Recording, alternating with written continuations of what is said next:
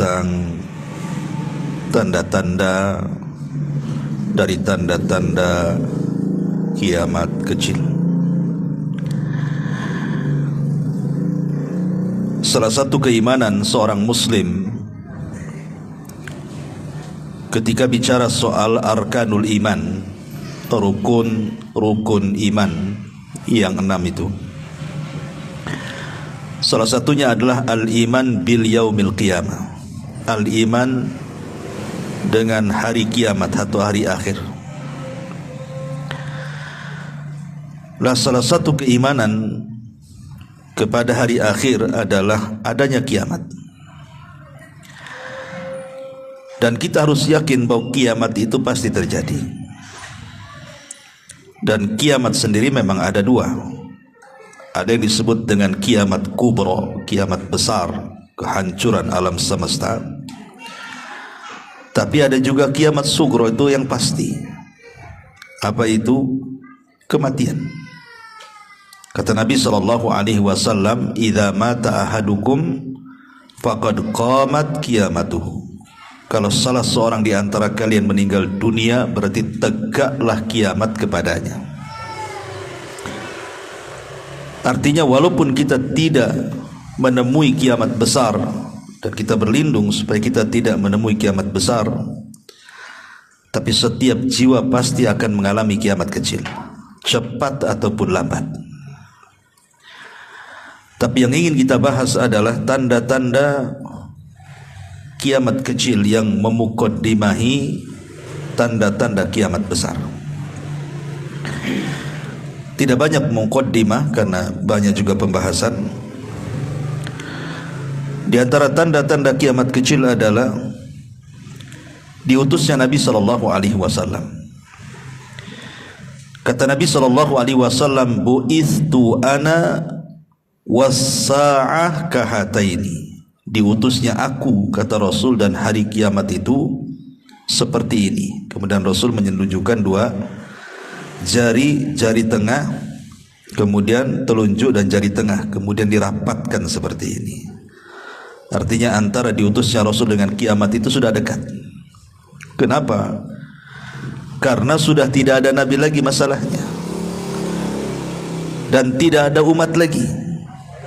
Kalau ada nabi setelah nabi, berarti ada umat setelah umat Islam. Berarti panjang lagi kiamatnya kan.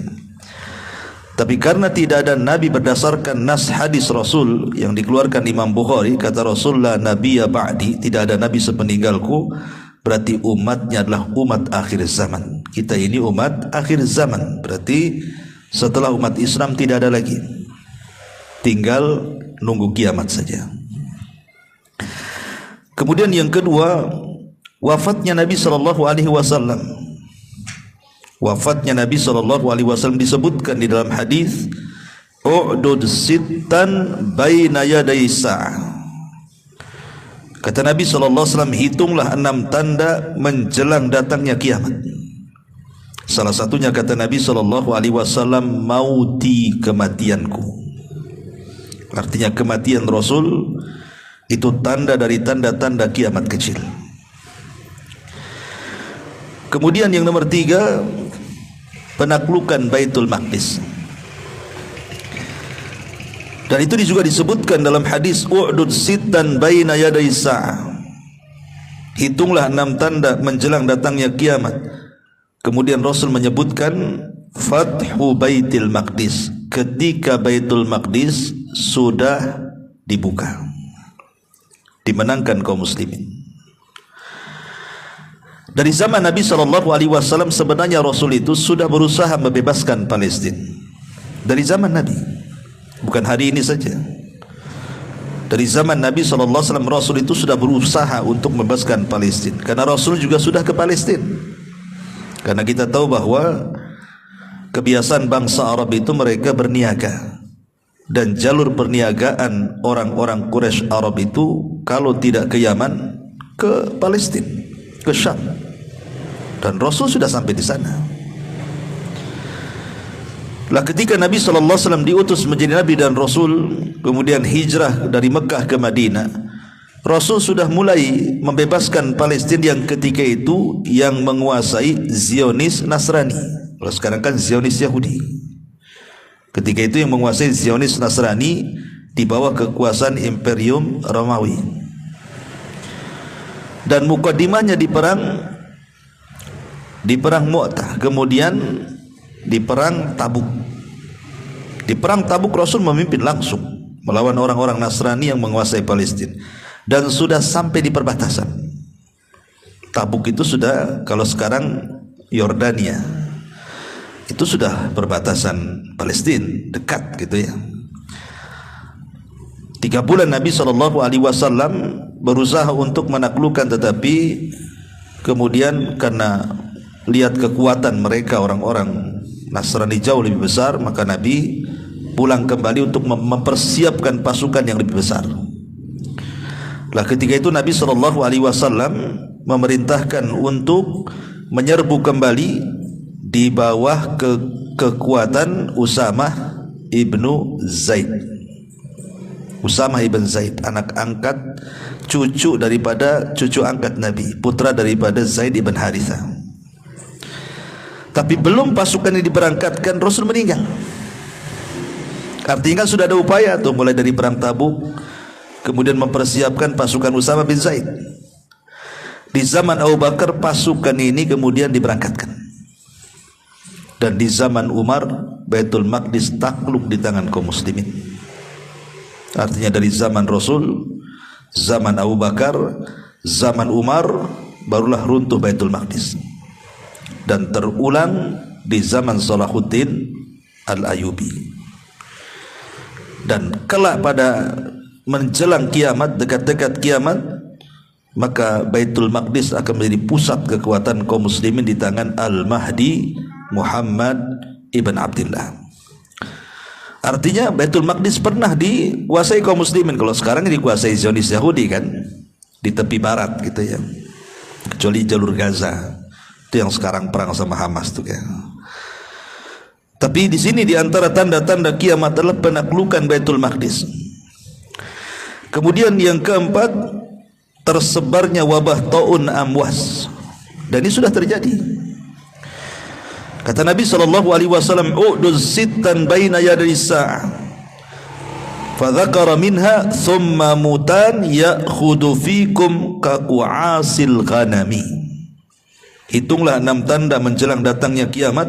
Kemudian beliau menyebutkan, kemudian banyaknya kematian yang menimpa kalian bagaikan penyakit kus'ah yang menimpa kambing.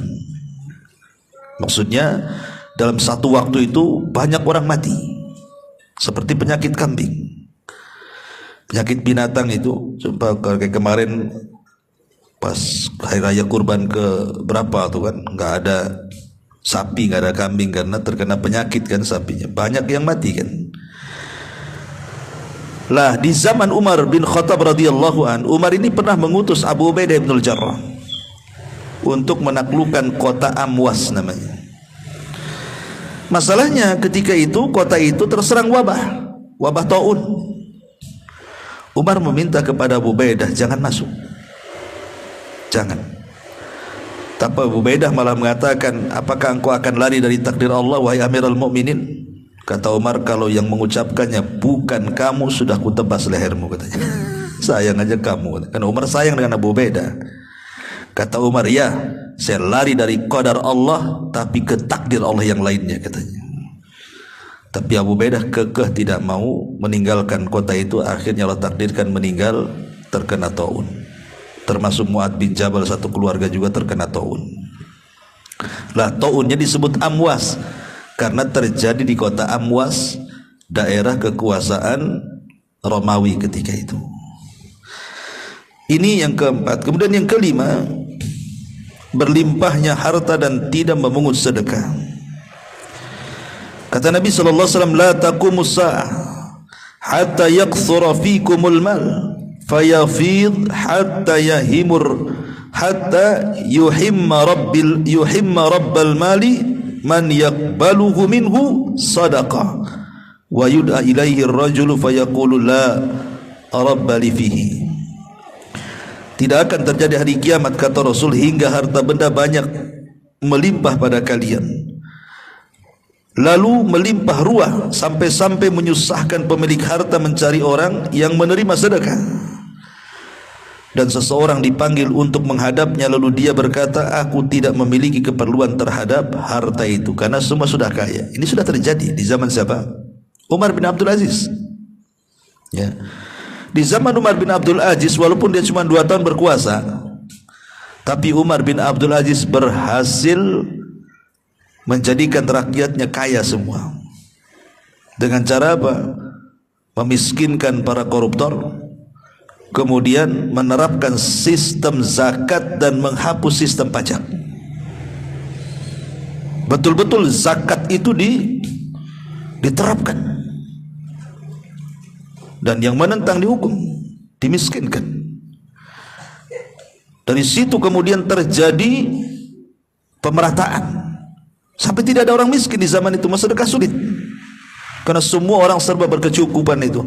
Tapi sayang, cuma 2 tahun saja, karena biasanya pemimpin yang baik itu banyak yang hasad, ya kan? Sampai-sampai ulama di zaman itu memprediksi bahwa jangan-jangan itulah Al-Mahdi, Imam Mahdi. Tapi pendapat yang betul bukan, Imam Mahdi bukan Umar bin Abdul Aziz. Imam Mahdi akan muncul di akhir zaman dan belum muncul sampai hari ini. Sekarang ada juga tuh yang mulai apa bahasanya cocok logi gitu ya. Imam Mahdi itu sudah ada, gara-gara perang Palestina muncul lagi kemudian prediksi akhir zaman. Kata Imam Mahdi itu sudah ada di tengah-tengah orang-orang Palestina itu. Cuman yang mana satu tidak tahu katanya. Semana kawan. Imam Mahdi itu lah dibaiat di Mekah, dan dibaiatnya itu terang-terangan. Kok sudah ada di Palestina, kapan lah dibaiatnya tuh? Ya. Jadi masyarul muslimin yang dimuliakan Allah Subhanahu wa taala, ini yang nomor 5. Yang nomor 6, munculnya beragam fitnah. Kata Nabi sallallahu alaihi wasallam, inna baina yaday sa'ah fitanan ka qita'il lailil mudlim yusbihu ar-rajulu fiha mu'minan wa yumsi kafira wa yumsi mu'minan wa yusbihu kafira al-qa'id fiha khairum minal qa'im wal qa'im fiha khairum minal mashi wal mashi fiha khairum minas sa'i fakassaru kisiyakum wa qatta'u awtarakum wadribu suyufakum bil hijara fa in dakhala ala ahadikum baitahu falyakun ka khairi ibni adam. Sesungguhnya menjelang datangnya hari kiamat akan terjadi banyak fitnah, dan fitnah itu akan datang bagaikan bagian atau potongan malam yang gelap gulita. Seseorang yang di pagi hari dalam keadaan beriman, di sore hari sudah kufur. Di sore hari beriman, di pagi hari pula dia kufur. Kemudian kata Nabi SAW, orang-orang yang duduk saat itu lebih baik dibandingkan yang berdiri. Orang yang berdiri lebih baik dibandingkan orang yang berjalan. Orang yang berjalan lebih baik dibandingkan orang yang berlari. Maka patahkanlah busur-busur kalian, putuskanlah tali-tali busur kalian, pukulkanlah pedang-pedang ke batu-batu kalian. Jika rumah salah seorang di antara kalian dimasuki fitnah itu, maka jadilah seperti yang terbaik dari kedua putra Adam. Ini disyaratkan kepada apa? Perang saudara. Dan perang saudara sudah terjadi di zaman siapa? Di zaman Utsman. Di zaman Rasul tidak ada orang Islam perang sama orang Islam. Di zaman Abu Bakar juga tidak ada. Di zaman Umar apalagi. Baru terjadi perang saudara, mukmin membunuh mukmin yang lain itu di zaman Utsman. Itu pun di akhir-akhir kekhilafahannya. Karena pintu fitnahnya sudah terbongkar, sudah pecah dan sudah runtuh. Siapa pintu fitnah? Umar. Umar lah yang menjadikan pintu fitnah itu terbuka. Ketika Umar meninggal, pintu fitnah itu terbuka, kata Hudzaifah. Makanya kemudian disinilah terjadi pergerakan di zaman Utsman yang disebut kelompok Sabaiyah, dipimpin oleh Abdullah ibn Sabah, membuat gerakan yang disebut gerakan Sabaiyah, gerakan pemberontakan terhadap kekuasaan Utsman dan berakhir dengan pembunuhan Utsman. Utsman dibunuh. Dari terbunuhnya Utsman ini memicu perang yang lebih besar. Terjadi perang Jamal. Sebut Jamal unta karena Aisyah naik di atas unta. Yang ketiga itu kubu Aisyah, Tolha dan Zubair melawan kubu Ali. Perang. Kemudian Tolha meninggal, Zubair juga meninggal, Aisyah hampir meninggal tapi diselamatkan. Kemudian muncul perang yang jauh lebih besar daripada itu, perang Siffin antara kubu Muawiyah dengan kubu Ali. Perang 70.000 meninggal dalam peperangan ini, dan semua sahabat Nabi. Ini kan fitnah, kan fitnah luar biasa. Dan Nabi SAW mengatakan perang saudara itu akan terus berlangsung sampai kiamat. Jangan lagi perang, maksudnya perang di medan laga gitu ya. Perang antara ahli waris saja udah nampak bunuh-bunuhan gara-gara ahli waris. Sama-sama muslim ya. Perang tetangga, bunuh-bunuhan gara-gara utang gak seberapa. Perang parkir, sekarang parkir dan 4.000. Udah tersibuk tuh preman-preman tuh perang lahan lahan parkir ya kan ya. Kemarin saya bayar udah berapa kali 4.000 itu, tak ada suratnya pula dia main. Pak kurang pak katanya. Udah dikasih 2.000 tak mau, kurang pak 2.000 lagi gitu. Saya pikir mau dikasih surat, masuk kantong dia pula. Ma'asyiral muslimin yang dimuliakan Allah Subhanahu wa taala. Kemudian yang nomor 7, fenomena mengaku nabi. Sebenarnya di awal-awal dakwah Nabi SAW periode Mekah nggak ada orang ngaku nabi. Di Mekah itu tidak ada orang ngaku nabi, cuma nabi kita saja. Kenapa? Risikonya berat orang ngaku nabi itu, karena nabi saja yang betul-betul nabi diusir orang-orang Quraisy, apalagi nabi jadi-jadian. Nabi asli saja sedemikian rupanya dakwah Rasul itu dihalangi dari berbagai macam cara kan. Baru setelah hijrah, kemudian Nabi SAW berhasil mengislamkan Madinah, mengislamkan Mekah dan kabilah-kabilah sekitar Arab. Mulailah kemudian Nabi dihormati orang. Ketika Nabi dihormati orang, dihargai orang, dimuliakan orang, orang berpikir enak juga lah jadi Nabi itu. Gitu. Dia nggak lihat perjuangan dari awal. Enak juga rupanya jadi nabi. Mulai di situ di akhir hayat Rasul muncul nabi-nabi abal-abal tuh, nabi-nabi palsu tuh. Dimulai dari Musailamah al-Kadzdzab, di Yamamah muncul. Kemudian Tulaiha, kemudian Al-Aswad Al-Ansi, kemudian juga Sajah bintu Al-Haris, perempuan tuh, Sajah tuh. Ya. Itu ngaku nabi di zaman Nabi. Sepeninggal Nabi SAW diperangi, ada yang tobat, ada yang enggak. Ya, Tulaiha tobat, Sajah tobat, tapi Al-Aswad Al-Ansi dengan Musailamah Al-Kadzdzab tidak tobat. Akhirnya diperangi Abu Bakar dan berhasil, ditumpas oleh Abu Bakar Siddiq radhiyallahu anhu. Di zaman Umar nggak ada yang berani mengaku nabi. Baru setelah di zaman Ali meninggal, kemudian Hasan bin Ali, kemudian Yazid bin Muawiyah, terus ke bawahnya, mulailah kemudian bermunculan kembali sampai ada namanya Hadrat Mirza Ghulam Ahmad, pendiri Ahmadiyah, aku nabi kan itu. Sampai hari ini di Jawa Barat saja banyak yang ngaku nabi. Di Medan, di Batam enggak tahu saya ada orang ngaku nabi di Batam. Enggak ada ya. Di Jakarta itu orang punya pabrik roti itu ngaku nabi. Karyawannya nggak digaji. Kenapa? Kerja sama Nabi gitu. Cuma enak kali, ya kan? Nah, ini kan repot loh kayak gini nih. Nah ini fenomena ngaku-ngaku Nabi ini di Indonesia ini lengkap. Bukan ngaku Nabi, ngaku Tuhan pun ada di sini. Ya. Kemudian yang nomor 8, tersebarnya fitnah. Sudah nomor 8, tersebarnya stabilitas keamanan. Nabi SAW mengatakan, la taqumu hatta yasira ar-raqib bainal Iraq wa Makkah la yakhafu illa dhalal at-tariq. Tidak akan terjadi kiamat sehingga seseorang pengendara kendaraan berjalan dari antara Irak dan Mekah tidak merasa takut kecuali hanya tersesat saja. Padahal dulu kan jalur menakutkan, sekarang kemana-mana pakai pesawat kan, itu udah aman sekarang ya. Karena kendaraan lebih maju kalau sekarang kan. Kalau dulu kan pakai kendaraan takut dirampok, naik pesawat gimana rampoknya, sebenarnya pesawat juga lah. Jadi bajak pesawat kan itu ya. Taib. Kemudian yang nomor 9, fenomena api dari Hijaz.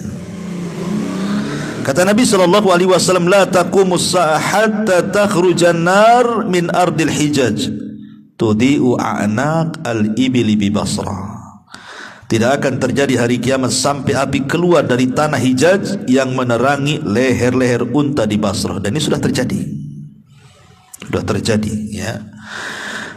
Karena disebutkan api ini pernah terjadi di pertengahan abad ke-7 Hijriah. Jadi tahun sekitar 654 Hijriah ya. Masehi ya. Dan dijelaskan oleh para ulama kejadian itu sampai dicatat dalam buku-buku mereka, peristiwa yang luar biasa.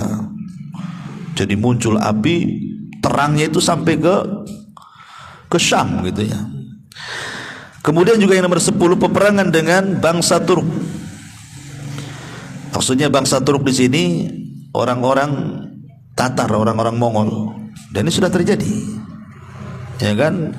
Lihat ketika orang-orang Tatar datang ke Irak, kemudian menghancurkan Baghdad, membunuh ribuan jiwa, membakar kitab-kitab para ulama, dibantai tidak ada yang tersisa, digenosidaan betul Baghdad itu oleh tentara Tatar Mongol tuh, Genghis Khan tuh. Sampai akhirnya pasukan Tatar ini sampai di Palestina. Ketika mereka hendak merobohkan Baitul Maqdis, kemudian datang pasukan kaum muslimin dan berhasil mengembalikan Tatar ke negaranya. Artinya sudah terjadi perang ini di zaman Ibnu Taimiyah rahimahullah.